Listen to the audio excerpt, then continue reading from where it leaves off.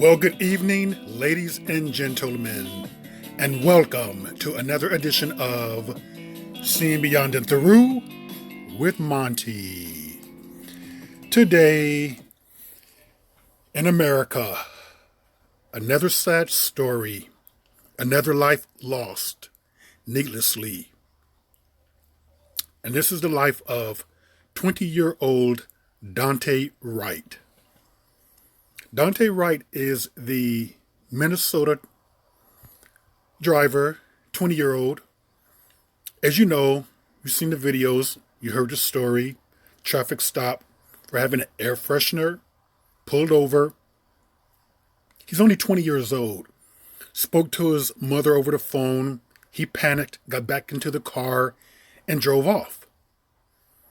Now, at 20 years old, I would have done that.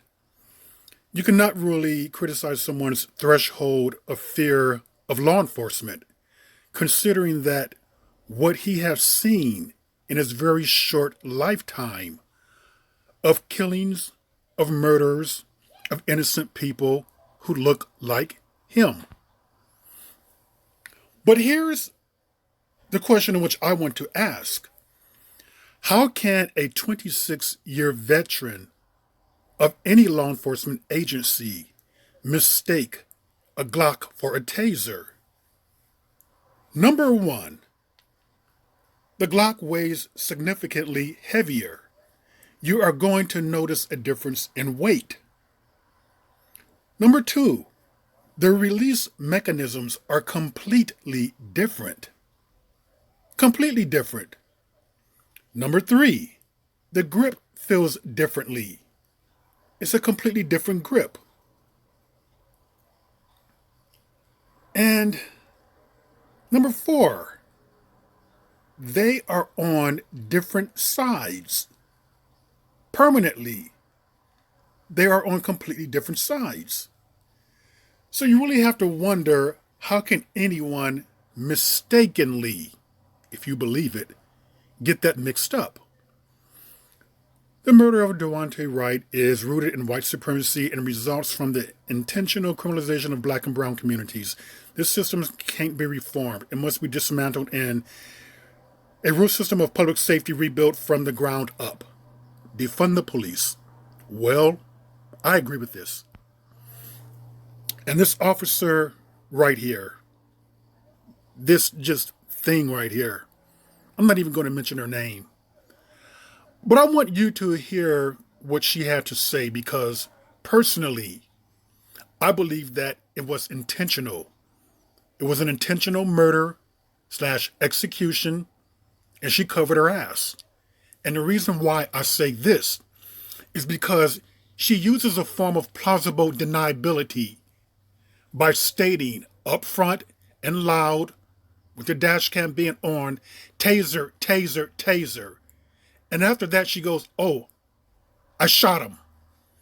So therefore, by her using taser, she's using that to cover her tracks. But some of us have already got this figured out.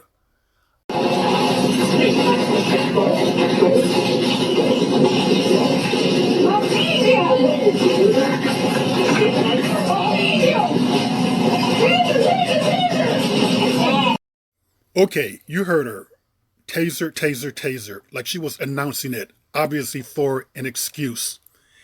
And she's been identified, I will mention her name, as Kim Porter. And this officer has resigned.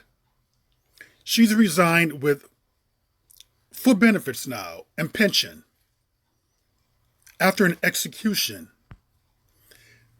And let me remind you, do you remember the Somali officer from Minneapolis named Mohammed Noor? Somali American police officer sentenced to 12.5 years in the death of a Minneapolis woman. Well, this is a woman he shot. It was accidental. It was unintentional. Apparently, she had called about a rape or sexual assault behind her apartment complex. And when officers arrived, she showed up. And what happened was that she went up there and knocked on the window. I guess she startled the officer and he fired a shot. Now, I do believe that for that recklessness, he should be held accountable for that. But also, I believe that Kim Porter should be held accountable for murdering Daunte Wright. Let's not have a situation where she gets to walk and the black Somali officer gets 12.5 years in prison. She took this young man from his baby, from his mother and father, family and friends. She cut his life short. For what? For an intentional execution. Because maybe she has something against black folks where she's labeling or stereotyping them as dangerous, as thuggish, as criminal. And for that, she needs to be punished rather, to the fullest extent of the law. Rest in peace, young king.